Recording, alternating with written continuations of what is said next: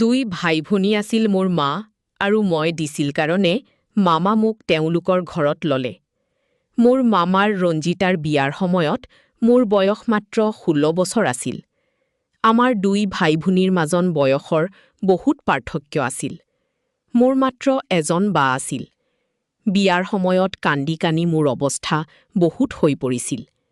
বিদায় মুক্তি উৰিচিবলৈ দিয়ে মোৰ হাতত ধৰি ক'লে, মমি, কান্দিবলৈ কি আছে? বাৰ ঘৰ মানে তোমাৰ ঘৰ। তোমাৰ যেতিয়া মন যায় আমাৰ ঘৰত আহিব পাৰিবা। কথা শুনি বিয়া হোৱাৰ শহৰত তুমি তোমাৰ বাঢ়িবা। আমাৰ শহৰ ফুৰাবলৈ লৈ যাম কেতিয়াবাৰ। বহুত মজা কৰিম। থাকিবলৈ হৃদয়ত বহুত আশা জাগি উঠিছিল বাৰ। বিয়াৰো 1 বছৰ পাৰ হৈ গ'ল, কিন্তু মই তাৰ শহৰলৈ যাব পৰা নাছিলোঁ। 1 বছৰৰ পাছত বা ঘৰলৈ আহিছিল আৰু ৰমেশ ভিন্দেও তাইৰ লগত আহিল। ঘৰত থকা সময়খিনিত তেওঁ মোক বহুত মৰমেৰে কথা পাতিছিল। তেওঁ মোৰ বাবে বহু উপহাৰ লৈছিল। মোৰ কোনো দাদা ভাইটি নাছিল, গতিকে মই তাক দাদা বুলি মানি লৈছিল। এসপ্তাহ থকাৰ পিছত তাই নিজৰ ঘৰলৈ উভতিল। ফোনৰ পৰা পাছৰবাৰ ফোন আহিল। তাই ক'লে যে তাই গৰ্ভৱতী হৈছে, আৰু এই খবৰটো শুনি মামী আৰু মামা বৰ খুচি হ'ল। বহুদিনৰ মূৰত ঘৰলৈ এনে খবৰ আহিছিল। ভাইয়ে বহুত চিন্তিত হৈ মামীক কৈ আছিল যে তাই অকলশৰীয়া। তাই এই অৱস্থাত আনখন শহৰত থাকিব নোৱাৰে, কাৰণ তাই বৰ বমি আৰু মূৰ ঘূৰা হৈছে, আৰু ডাক্তৰেও চিকিৎসা কৰিছে। মোৰ বা মামী ৰতি মৰা আছিল।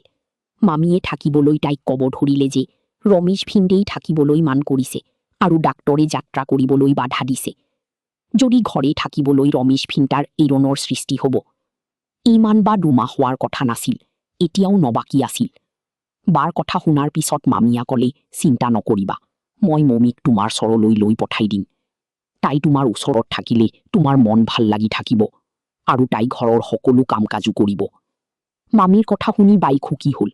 মমী অকলে পঠিব নালাগে, মোৰ মেম্মেক লৈ আহিবলৈ কৈছোঁ। মই ইমান দিনে এই কুচু কিশোৰৰ বাবে অপেক্ষা কৰি আছিলোঁ। গতিকে লগে লগে আনন্দৰে মোক কাপোৰ পুৰাৰ বেগ কৰিলোঁ। জীৱনৰ প্ৰথমবাৰৰ বাবে মাহী হোৱাৰ আনন্দ বেলেগ আছিল। 3 দিন পিছতেই মোক তেওঁলোকৰ ঘৰলৈ যাব, আৰু ময়ৰ ঘৰ গুচি গ'ল। মই নিজৰ শহৰৰ পৰা আনখন শহৰলৈ গৈছিলোঁ। বাৰ কেৱল এগনি আছিল, মোক ককা কোনো সময়ত হবলা আছিল। তাই মোক দেখি বহুত ভাল পালি আৰু মোৰ পচন্দৰ খাদ্য প্ৰস্তুত কৰিলে। তাই মোক থাকিবলৈ ৰুম দিলে। তাৰ খবৰবলৈ গৈ ৰুমত গ'ল। বিচনাত পৰি এগনি বেমাৰী মানুহ আছিল। মোক দেখি অদ্ভুত কথা ক'বলৈ ধৰিলে। কথা মোৰ গুজাৰহত বাহিৰত আছিল। বা মোৰ হাত ধৰি ৰুমৰ পৰা উলিয়াই নিলে আৰু ক'লে যে তাৰ বহুত বছৰৰ পৰা বেমাৰী হৈ আছে।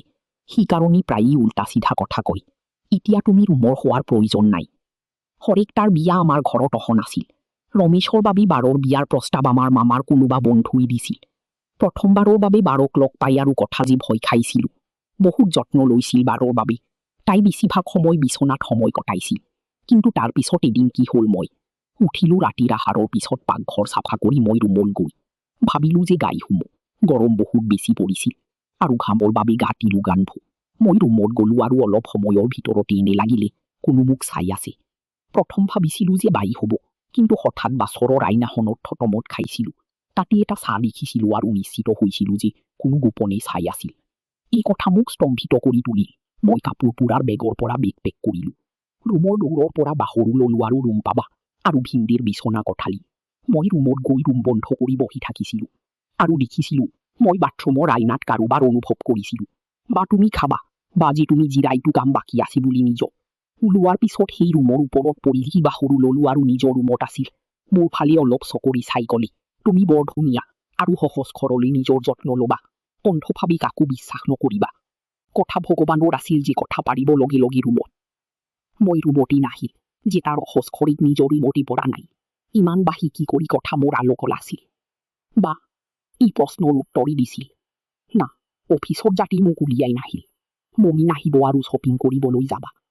এই কথা কৈ হঠাৎ ওলাই গ'ল। মমী নাহিব আৰু শ্বপিং কৰিবলৈ যাবা। অফিচত এনে আচৰণ দেখি বাইৰে।